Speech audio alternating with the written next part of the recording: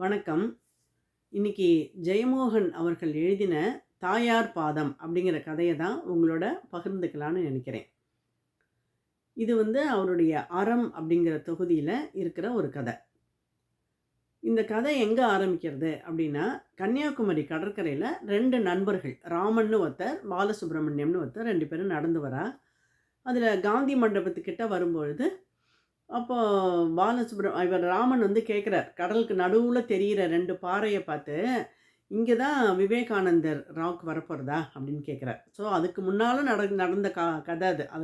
அந்த விவேகானந்தர் ராக் வரத்துக்கு அந்த நினைவு மண்டபம் வரத்துக்கு முன்னால நடந்த கதை.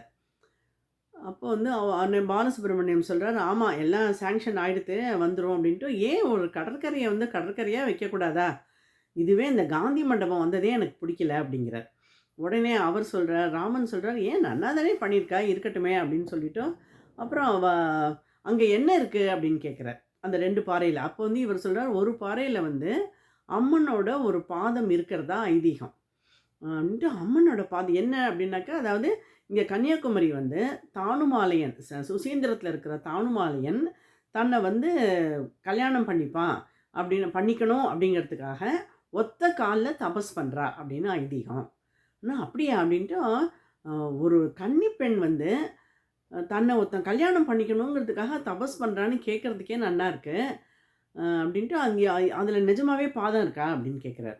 இவர் உடனே சொல்கிறார், பாதம் அதாவது ஒரு ஒரு ஓவல் ஓவல் ஷேப்பில் ஒரு ஒரு தடம் இருக்கும். அதாவது இது என்னென்னா, ஒரு பாறையோட மெல்லிய பகுதிகள் இந்த காற்றுல அப்படியே அடிச்சுன்னு போய் அது நிறைய ஷேப்பாக ஃபார்ம் ஆகும். அதை பாதம், அந்த ஓவல் ஷேப்பில் இருக்கிறதே பாதம்னு சொல்கிறா. வெள்ளிக்கிழமைனா அப்படியா அப்படின்னு. ஆனால் அவர் சொல்கிறதையும் இவர் காதில் வாங்கிக்கல. அது போய் பார்க்குறவாள்லாம் இருக்காளன்னா, வெள்ளிக்கிழமைனா போய் விளக்கேற்றுவா, பௌர்ணமியில் போய் பூஜை பண்ணுறவாள்லாம் உண்டு அப்படின்னு சொன்னப்பறம் இவர் உடனே அந்த ராமனுக்கு சொல்கிற, யுகம் யுகமாக அவன் அவளை கல்யாணம் பண்ணிட்டு தானே இருக்கான். அவனை கல்யாணம் பண்ணிக்கணுங்கிறதுக்காக அவன் ஏன் ஒத்த காலில் தவனுக்கு இருக்கணும் அப்படின்னு கேட்குறார்.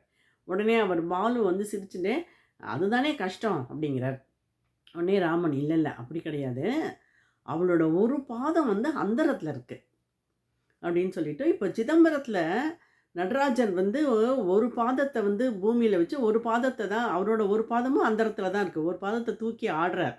அவர் அந்தரத்தில் இருக்கிற அந்த பாதத்தை அவர் கீழே வச்சாருன்னா இந்த அண்ட சராசரமும் அழிஞ்சு போயிடும் அப்படின்னு ஒரு நம்பிக்கை. அதை விட இதுதான் உக்ரமாக இருக்கிற மாதிரி இருக்கு. அப்போ இவளோட பாதம் கீழே வச்சா என்ன ஆகும் அப்படின்ட்டு, ஆனால் அப்படி பண்ண மாட்டா, என்ன இருந்தாலும் தாயார் இல்லையா அப்படின்னு சொல்கிறார்.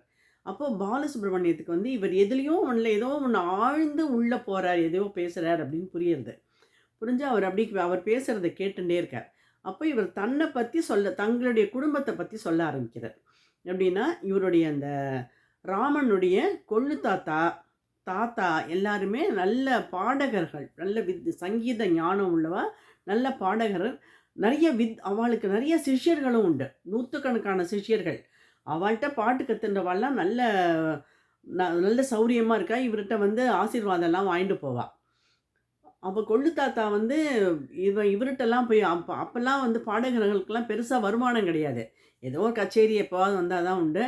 ஏதாவது ஒரு கச்சேரியில் ஒரு பவுன், ரொம்ப பெரிய கச்சேரியில் ஒரு பவுன் காசு கொடுத்தா அதை ரொம்ப வருஷம் சொல்லின்னு இருப்பாராம். ரொம்ப நாளைக்கு அந்த கச்சேரியில் நான் அப்படி பாடினேன், இந்த கச்சேரியில் எப்படி பண்ணினேன், அதுக்கு தான் இதை கொடுத்தா அப்படிங்கிற மாதிரி.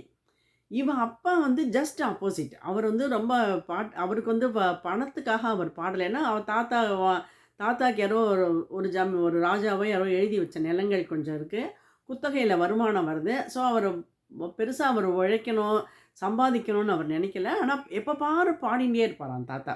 ரொம்ப ஆச்சாரம் அனுஷ்டானம் ஒல்லியாக தான் இருப்பார். அவர் தாத்தாக்கு மொத்தம் 7 குழந்தைகள்.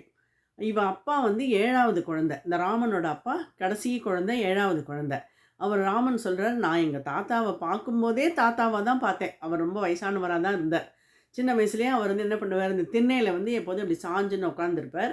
அவருக்கு முன்னால் ஒரு தாம்பாளத்தில் துளிர் வெத்தலை இருக்கும், அப்புறம் ஒரு டப்பாவில் சீவல் இருக்கும், அப்புறம் இன்னொரு டப்பாவில் புகையில் இருக்கும், அப்புறம் கலர் சுண்ணாம்பு அதெல்லாம் இருக்கும். பக்கத்தில் எப்போதும் ஒரு தம்புரா இருக்கும். அந்த தம்புரா இவருக்கு தோணுமா சின்ன வயசில், இவர் தாத்தா உட்காந்துருக்கார், தாத்தாக்கு பக்கத்தில் இருக்கிற தம்புராவை பார்த்தா ஒரு சின்ன பொண்ணு நிற்கிற மாதிரி தோணுமா. இவ தாத்தா வந்து எப்போதும் அந்த தம்புராவை மீட்டி, சுதி மீட்டி பாடிண்டே இருப்பார். அப்பல்லாம் அக்ரஹாரம்லாம் வந்து கொஞ்சம் அமைதியா இருந்தது. இப்ப மாதிரி ரேடியோ பொட்டி, ரெக்கார்ட் பிளேயர்லாம் வரல. அதனால வாசல்ல வந்து ஒரு மரத்தில வந்து ஒரு குயில் உட்காந்து கூவும். உடனே அதுக்கு சுதிய சேர்ப்பார், அதோட பாடுவார். எங்கேயோ தொலைவில ஒரு மாடு கத்தித்துனா, அதுக்கு சுதிய சேர்ப்பார், அதோட பாடுவார். ஸோ அவருக்கு பாட்டு, பாட்டு, பாட்டு எப்போதும் பாட்டு தான் தாத்தாக்கு. ஊர்ல வந்து அவர எல்லாரும் புண்ணியாத்மா அப்படின்னு சொல்லுவா. யாராவது குழந்தை பிறந்தா கூட அவர் கையில கொண்டு வந்து குடுத்து ஆசீர்வாதம் பண்ணுங்கோம்பார். அவரும் அந்த குழந்தைய கையில வாங்கிட்டு, ரா ரா ராஜகுமாரான்னு பாடி கொஞ்ச நேரம் அவள்ட்ட திருப்பி குடுப்பார். அவ வாங்கிட்டு போவா. இவ தாத்தாவ வந்து அவ பாட்டி எப்படி அவ தாத்தாக்கும் பாட்டிக்கும் எப்படி கல்யாணம் நடந்தது அப்படின்னா, அவரோட கொள்ளு தாத்தா பத்தூருங்கிற ஊருக்கு ஒரு தடவ போறார். வண்டியில. போகும்போது, அங்க ஒரு வீட்டிலேருந்து ஒரு சின்ன பொண்ணு ஒரு 6 வயசு குழந்தை. அந்த குழந்தை ஒரு ஒரு பொண்ணு பாடின்னு இருக்கிற சத்தம் கேட்கறது. அந்த பொண்ணு அவ்வளோ அருமையா பாடுறது. இவ கொள்ளு தாத்தா உடனே என்ன பண்ணிடுறார், அந்த பொண்ணோட அப்பாட்ட போயி, "உங்க பொண்ண வந்து என் பையனுக்கு கல்யாணம் பண்ணி குடுங்கோ" அப்படிங்கிறார். அவர் வந்து என்னால 5 பவுன் தான் போட முடியும்னு சொல்றாரு போல இருக்கு. அவளுக்குள்ள பேச்சு. ஆனா இவர் என்ன சொல்றார், "சரஸ்வதி தேவியே நான் எங்காத்துக்கு கூட்டின்னு போறேன்" அப்படின்னு சொல்லி கல்யாணம் பண்ணிடுறார். ஆனா வருஷங்கள் ஆறது. ஒரு 3 வருஷத்துக்கு மேல ஆயிடுறது. அவளால அந்த 5 பவுன் போட்டு அவளால அந்த பொண்ண கொண்டு போய் புக்காத்துல விட முடியல. ஏன்னா, அப்பல்லாம் காலங்கள் அப்படிதானே! ரொம்ப கொஞ்சம் கஷ்டமான காலம். இவர் பொறுத்து பொறுத்து பார்க்குறாரு நடக்கல. அப்போ உடனே என்ன பண்ணிடுறாரு, ஒரு ஸ்டேஜ்ல தன் பையன்கிட்ட, "ஏய் உன் ஜாதகத்தில வந்து உனக்கு 2 பொண்டாட்டின்னு உனக்கு இருக்கு போல இருக்குடா. போய் அவள்ட்ட போய் சொல்லிட்டு வந்து உனக்கு நான் வேற கல்யாணம் பண்ணி வச்சுடுறேன்." அப்படின்னு வண்டிய கட்டிட்டு போறாரு மறுபடியும். அங்க போனோனே அந்த அவ பாட்டியோட அப்பா ஓடி வராரு. எங்கேயோ வாழை இல அறுத்துன்னு இருந்தவர் ஓடி வந்து நிக்கிறார் வண்டிக்கிட்ட. இவர் வீட்டுக்குள்ள கூட போல. வண்டியிலேயே நின்னுண்டு, "இந்த மாரி நீங்க ஒண்ணும் உங்க பொண்ண கொண்டு விடல. நான் வேற பொண்ண பார்த்து கல்யாணம் பண்ணி வைக்கிறேன்." அப்படின்னு சொன்ன உடனேயும், வண்டியில ஏற போற சமயத்தில பார்த்தா, அவ பாட்டி ஒரு துணி மூட்டைய சுருட்டின்டு பக்கத்தில நிக்கிறா. உடனே அவருக்கு ஐயோ பாவம்ன்ட்டு, அந்த பொண்ண தூக்கி அப்படி "நீ வாடி குழந்தன்னு" தூக்கி வண்டியில வச்சுட்டு, தன்னோட வீட்டுக்கு கூட்டின்னு வந்துடுறார். ஆனா அந்த பாட்டிய வந்து பொறந்தாத்துக்கு அதுக்கப்புறம் அவர் அனுப்பவே இல்ல. பிறந்த வீட்டு மனிதர்களையும் இவ வீட்டுக்குள்ள அவர் அனுமதிக்கல. ஒரு தடவ அவ பாட்டியோட அப்பா அந்த பொண்ண பார்க்கறதுக்கு வரார். பார்க்க வரும்போது கூட அவர் வந்து அவர அனுமதிக்கல. "நீ உன் பொண்ண கூட்டின்டுலாம் போகணும்னா, நீ கூட்டின்னு போ. அங்கேயே வச்சுக்கோ. திருப்பி கொண்டு விடாதன்னு" சொல்லிடுறார். அவ தாத்தா பாவம் அவர் அழுதுண்டே, சரி அவ எங்க இருந்தாலும் அவ நன்னா பொண்ண குழந்தை குட்டியெல்லாம் பெத்து நன்னா சௌரியமா இருக்கட்டும். இந்த ஏழையோட ஆசீர்வாதம் அவளுக்கு என்னைக்கும் உண்டு. அப்படின்னு சொல்லிட்டு அவ தாத்தா அழுதுண்டே போயிடுறார். அதுக்கப்புறம் இந்த பாட்டிக்கு வந்து இந்த புகுந்த வீடு தான் அவளோட வீடாயிடுறது. அவளுக்கு வேற கதியே கிடையாது. அதனால அவ என்ன பண்ணிடுறா, தன்னோட தான் வந்து இந்த வீட்டுக்கு வந்து உழைச்சு தான் தீர்க்கணும் அப்படிங்கிற மாரி உழைக்க ஆரம்பிக்கிறா. கார்த்தால 4:30 மணிக்கு எழுந்துண்டா, எல்லா வேலையும் அவ தான் பண்ணுவா. வாச பெருக்கி தெளிச்சு, கோலம் போட்டு, வீடெல்லாம் பெருக்கி, பாத்திரங்கள் தேய்ச்சு, குளிச்சுட்டு அப்புறம் மாமனாருக்கான பூஜைக்கு எல்லா ஆயத்தங்கள்லாம் பண்ணி குடுத்து, சமைக்கிறதுன்னு அவ்வளவு வேலையும் ஒரு நிமிஷம் உட்கார மாட்டா. வேலை பண்ணிண்டே இருக்கா. அவ பாட்டி நன்னா பாடுவான்னு சொல்லி தானே அவ கொள்ளு தாத்தா கல்யாணம் பண்ணி கூட்டின்னு வந்தார். ஆனா, அவ பாடிலாம் இவ யாரும் கேட்டதில்ல. இவர் என்ன சொல்றாரு, எங்க பாட்டி பேசியே நான் கேட்டதில்ல. அவ வாசப்பக்கம் வந்து கூட யாரும் அவள பார்த்தது அவ அப்பாவே கேட்டதில்லையாம். அவ குரல், அவ அம்மாவோட குரல. எந்த குரலுக்கு ஆசைப்பட்டு கல்யாணம் பண்ணிண்டாளோ, ஆனா அந்த பெண்ணு வந்து அந்த குரல கூட யாரும் கேட்டதில்ல. அப்படி இருக்கா அந்த பொண்ணு. அப்போ வந்து அப்படிப்பட்ட அந்த மாமனாரையும் நல்லா கவனிச்சுக்கிறா. அவ மாமனார் அதாவது இவளுடைய கொள்ளு தாத்தா வந்து உடம்பு முடியாம போய் ஒரு கடைசி ஸ்டேஜ்ல அவர் படுத்த படுக்கையாயிடுறார். படுத்த படுக்கையாயினா படுக்கையிலேயே தான் அவருக்கு எல்லா மலம், மூத்திரம் எல்லாம் படுக்கையிலேயே அப்படிதான் இருக்கு. இப்பல்லாம் நமக்கு இந்த அடல்ட் டயப்பர்ஸ்லாம் இருக்கு. அந்த காலத்துல வந்து அதுக்கு முன்னால கொஞ்சம் பெட் பேன் வச்சுட்டு இருந்தா. அதுக்கும் முற்பட்ட காலம். அதனால பெட் பேனுக்கு பதிலா அவ என்ன பண்றா, அந்த குமுகு பாளைய வந்து அ பெட் பேன் மாரி தெச்சு அத தான் யூஸ் பண்ணிட்டு இருக்கா. ஒரு நாள் இவ தாத்தா வந்து அவ கொள்ளு தாத்தா என்னமோ அப்படின்னு ஏதோ முக்குற மாரி ஏதோ சத்தம் கேட்கறது. மொனகுற மாதிரி. இவ தாத்தா வந்து உள்ள வந்து பார்க்குறார். வந்து பார்த்தா அவ தாத்தா அவருடைய அப்பா. அம் அதிலேயே அந்த குமுகுல வந்து அவர் மலம், மூத்திரம்லாம் போயி, அதிலேயே அப்படியே படுத்துன்னு இருக்கார். கண்ணுல தண்ணி. அத பார்த்தோனே இவருக்கு வந்து அப்படியே கோவம் வருது. "அடி!" அப்படின்னு ஒரு சத்தம் போடுறார். அவர் ஒய்ஃப கூப்பிடுறார். அவ வந்து உள்ளுக்குள்ள கிச்சன்ல ஏதோ வேலையா இருக்கா. அவ ஓடி வரா. ஓடி வந்தா இவர் என்ன பண்றாரு, அந்த ஆத்திரத்தில அந்த அந்த மலத்த எடுத்து அப்படியே அவ ஒய்ஃப் தலையில கொட்டிடுறார். அதுக்கப்புறம் அவ என்ன ஆயிடுறது, அவளுக்கு வந்து ஒரு ஒரு ஒரு அருவருப்பு மாதிரி ஆயிடுறது. அருவருப்பு மட்டும் இல்ல, ஒரு அவமானம். இப்படி அவமானப்படுத்திட்டாரேங்கிற மாரி அவளுக்கு என்ன ஆயிடுறது, அவ வந்து ஒரு நாளைக்கு 7, 8 தடவ குளிப்பாளாம். குளிக்க கார்த்தால எழுந்துன்னு குளிக்க போனா ஒரு 3 மணி நேரம் ஆகும். அப்புறம் வீடு ஃபுல்லா எப்ப பாரு பெருக்கி தொடச்சு, பெருக்கி தொடச்சு ஜன்னல்லாம் தொடைப்பாளாம். வீட்ல ஒரு மூலையில ஒரு இண்டு இடுக்கு விடாம தொடச்சுண்டே இருப்பாளாம். அந்த மாதிரி இவர் அந்த ராமன் என்ன சொல்றாரு, "நான் எங்க பாட்டிய நான் பார்த்தது, எனக்கு வந்து அவ நல்ல வயசானவளா ஆயிட்டா. அவ ஒரு பசுமாடு மாரி வீட்டுக்குள்ள சுத்தி சுத்தி வருவா." ஏன்னா, அப்படியே முதுகு வந்து அப்படியே கூனி போயிடுத்து. அப்படியே வளைஞ்சு, அப்படியே பூமிக்கு பேரலலா இருக்கா. பசுமாட்டுக்கு 4 கால் அப்படின்னா, இவளுக்கு 2 காலு, 2 கையும் முன்னால அப்படியே இருக்கு. அந்த மாரி அவ நடந்துட்டே இருப்பா. சின்ன தலைமுடிய வந்து சின்னதா முடிச்சு போட்டுன்ருப்பா. அந்த மாரி அவ சாப்பாடே கிடையாது. கார்த்தால ஒரு இட்லி, மத்தியானம் ஒரு இட்லி, சாயந்தரம் ஏதோ ராத்திரி கொஞ்சோண்டு சாப்பாடு. அதையும் எங்கேயாவது அங்கங்க வச்சுருவா. இவ கூடவே எடுத்துன்னு போனா. அப்புறம் இவ அம்மா என்ன பண்றா, நெல்லு பொரிய வாங்கி அத அவ புடவையில கட்டி விட்றா. இவ சுத்தி இவளுக்கு பாட்டிக்கு இது ஏதோ இந்த மாரி ஒரு பிரச்சனை இருக்கு. ஒரு அப்சஷன் இருக்கு. கிளீன்லினெஸ்ல ஒரு அப்சஷன் இருக்குங்கிறது அவளுக்கு எப்ப தெரியறதுன்னா, இவ அம்மாக்கு பிரசவம் ஆகும். முதல் குழந்தை பொறக்கும். இவ அம்மா அதாவது தன் புள்ளைக்கு கல்யாணம் ஆகி வந்து மாட்டு பொண்ண கூட அவ வந்து எந்த வேலையும் செய்ய விடல. அவளே தான் எல்லா வேலையும் பண்ணிட்டு இருக்கா. இவ அம்மாவுக்கு வந்து மாமியார் பின்னால, பாட்டி பின்னால போறதே தான் வேலையா இருக்கும். வேற ஒண்ணும் கிடையாது. குழந்தை பிறக்கும்போது டெலிவரியும் அவளே தான் பார்க்குறா. வீட்டுல வச்சுன்னு பிரசவம் பார்க்குறா. அந்த குழந்தையோட துணியெல்லாம் தேய்ச்சு, தேய்ச்சு, தேய்ச்சு அப்படி தேய்ப்பாளாம். தேய்ச்சு, தேய்ச்சு, தேய்ச்சு துவைக்கிறா.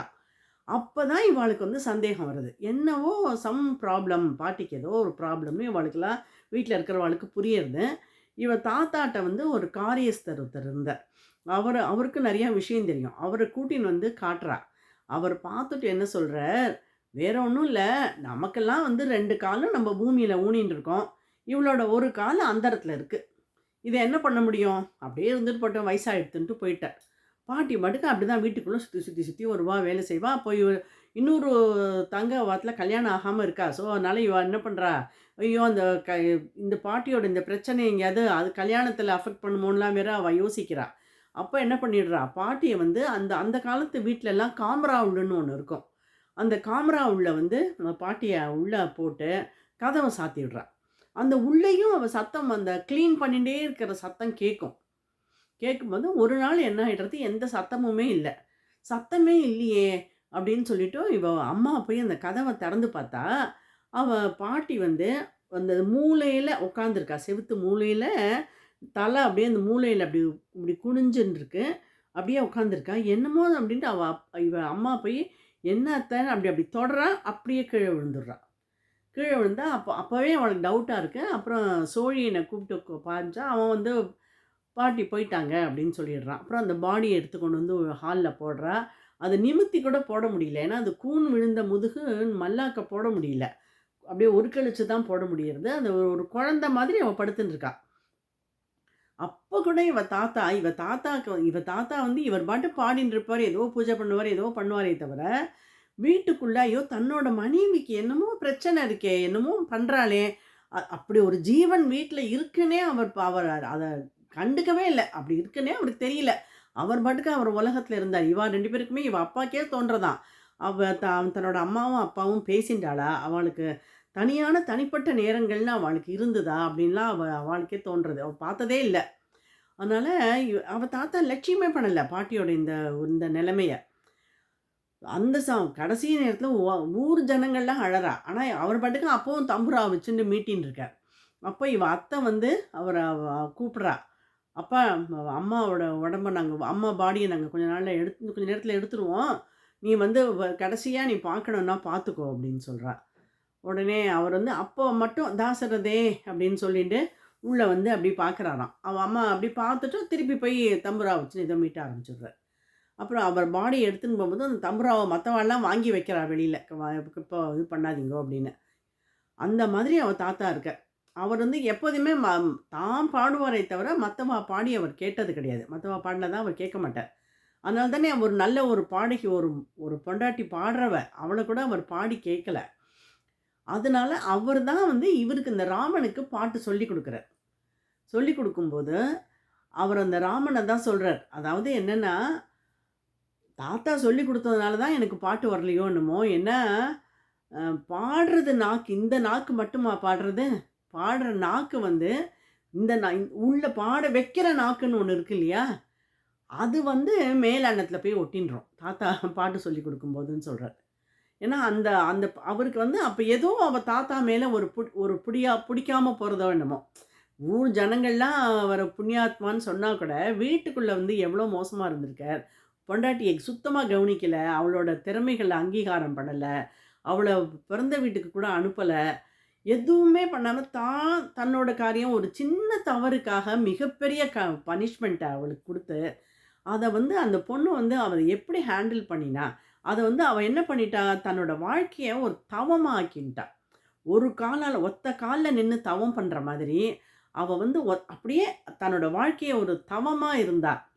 அப்படிங்கிறத தான் இதில சொல்றா. அவள் தான் சொல்றா, "நான் என் முதல்ல எழுதின கதையே என்னோட பாட்டிய பத்தி தான்." அப்படின்னு சொல்லிட்டு.